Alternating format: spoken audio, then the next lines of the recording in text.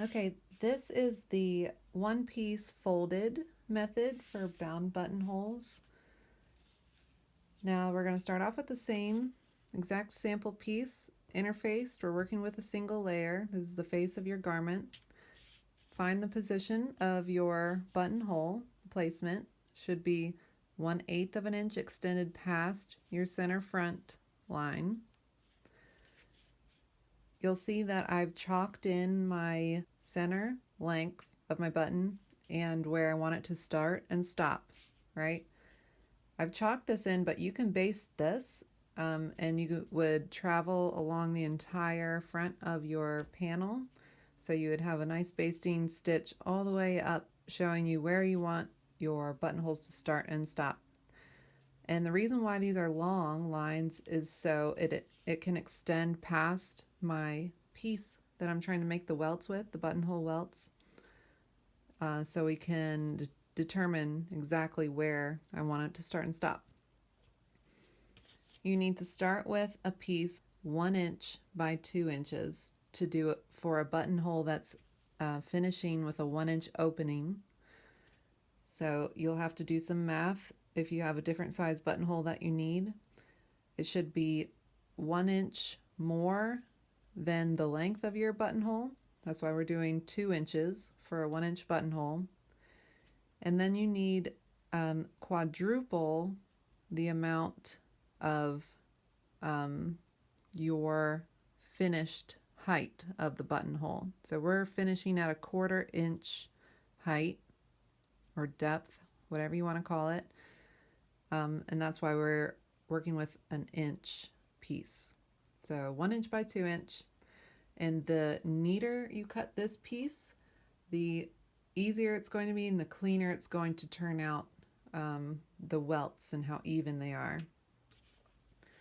So this is pretty much for any method that you're doing, you're creating a little rectangle that's cleanly finished off by facing it or lining it with material. And however you get there, we're ending up with basically the same thing. So we're creating a stitch that is with your pieces good to good, so we can push the welt material through to the wrong side of the project and you have a nice clean finished rectangle. So the steps may vary a little bit, but the end result is pretty much the same each time for each method. Now with your 1 by 2 piece, you want to perfectly iron your edges over. And I'm working with my bad side up here. So I'm encasing my bad side with my folded edges. I want my raw edges, the cut edges of the length of it, to meet directly in the middle. And this is very important that it's exactly what you need.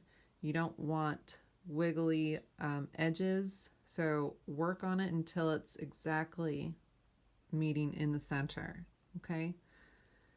Now, because my lines are long, my markings are long, I can place this directly on that and see where my position needs to be. So I can see that I'm going to stop right there and stop right there. I also want to make sure that my center is directly on this line. So when I pin this down, I need to make sure that the edges, my folded edges, are meeting right in the middle and that center is on that line right there. Okay, so pin your piece in place, making sure that everything is lined up exactly how you want it, and just pin it right on the edges, the sides.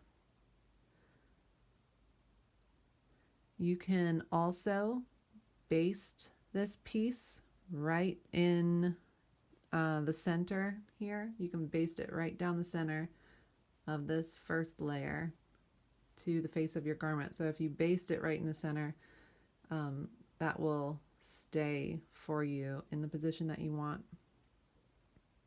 It's always better to baste things. You don't have chalk lines everywhere and residue potentially. But this will do for our purposes. Okay, I have my welt piece in place. When you're sewing your stitches, we're just creating another box here. So the welts are finishing 1/8 inch each. So we get a total of a 1/4 inch height. I want to stitch my box directly in the middle of this top folded edge right here. So I would be right in the center here. This stitch is going to determine how wide your welt is, because once we turn this piece in toward the wrong side of our project, these folded edges right here are going to become our welts. So everything's going to flip onto the inside, and that's going to make these folded edges our welts. So this stitch that we're doing right here, this length, is determining how wide those welts are. So it's very important that you get directly in the center of each fold. So the center for this fold, stopping at that line, and then traveling down, center of this fold. And we're doing the same exact thing with the stitch length, very short stitch, tiny stitch, starting in the long edges on the long sides and going all the way around and then coming back up to meet it. No back tacking. We're just going to cover up our stitch with another stitch once we get back to it at the end.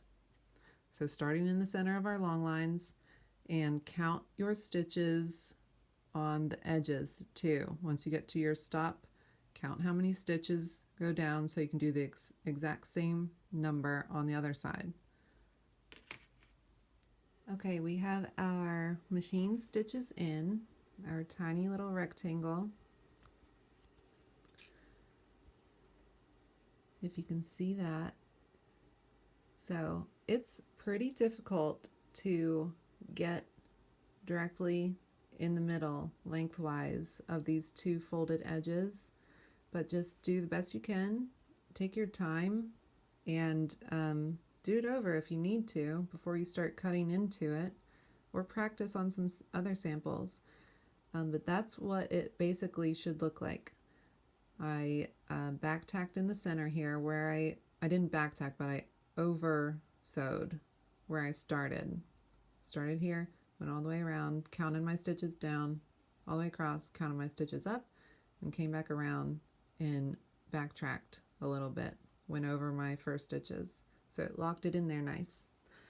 So now we need to do the same step at this point as all the other techniques, which is cutting the opening so we can push our material through to the other side. You will probably be able to see the rectangle better on the back side with your interfacing. So you can draw your center line and your triangles, but when you're cutting, you want to make sure you're not cutting through this material. You don't need to, it's already separated. So try to just be cutting through the two layers, the bottom layer of your welt material and this material. Okay, so let's draw our cut lines.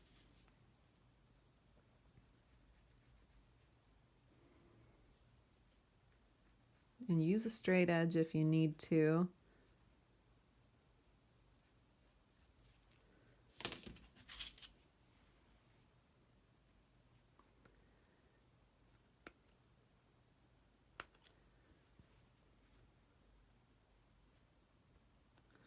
So I can sort of feel how many layers I'm cutting through.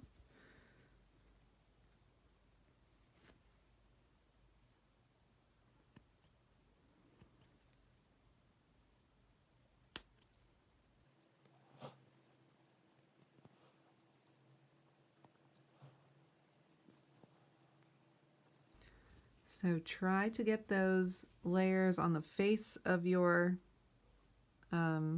project out of the way so you can just clip the front of your project and the bottom layer of your welt fabric.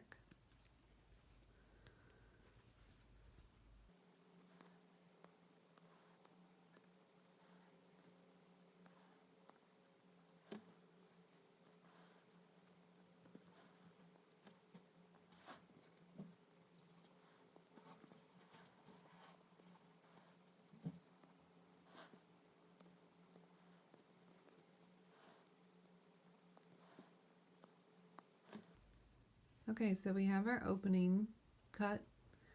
Let's turn it through, push our material through to the other side and see how it looks. It does help if you, before you turn it, to iron these tiny little welts that this stitch is creating, to push this up with your iron just to help it, because that's the direction it's going to be living in, upward.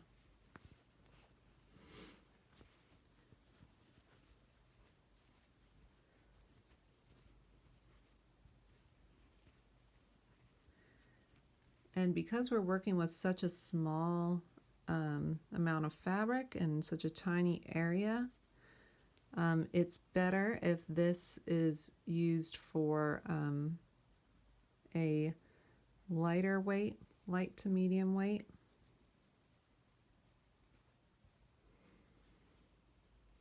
Okay, so you see the welts starting to form here. Now I just want to iron everything so it's laying how it wants to be, so I can convince it to lay in a prettier way. Okay, now this is ironed and it looks pretty decent. When you are finagling the welt material, you're going to have a little accordion folding in the back here that creates a little bit of bulk. Try to get it to lay as cleanly as possible. Just fiddle with it and let the piece do what it wants to do. This, when you turn the material in toward the inside of your project, it is asking it to create this strange fold. So it's okay. It does create a little bit of bulk. That's why this is a good method for the lighter to medium weights. And you need a tight, relatively tight weave because you're working with such a small piece that it can easily ravel into nothing. But take it to the iron, press it down flat and nice so it looks good from the front side. And then you still need to do one last thing with this, which is secure the triangles. Now we made a stitch already here that's creating the line on the outside, but we still need to tack it down to all these layers just to be fully secure. These welts back here don't really need to do anything. They're pretty secure already in that stitch, and there's nothing else to sew it to. So all you need to do with this to finish it is to tack those little tiny triangles. The other way, which I believe is a common way to do this, when we stitched our triangle, our full cornered triangle, you can also do it in a way where it's just 2 long stitches. So instead of connecting the 2 long lines with this seam, you can do it by 2 long stitches, and that would require to leave long tails on your stitch and pull it through to the back side, tie them in square knots. So you would have 2 long stitches on the top and bottom, and that means your triangles are going to be less secure, but it still works. So you'd go through the same step or sequence of steps, just not creating a full box. Try both of them. Get the hang of it.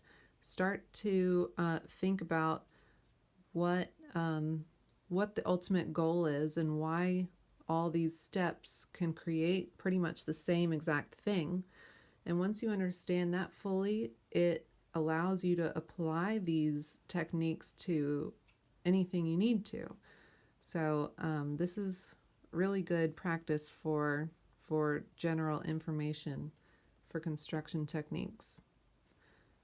Yeah, I believe that's it. Okay, that's your one piece folded method for bound buttonholes or tailored buttonholes.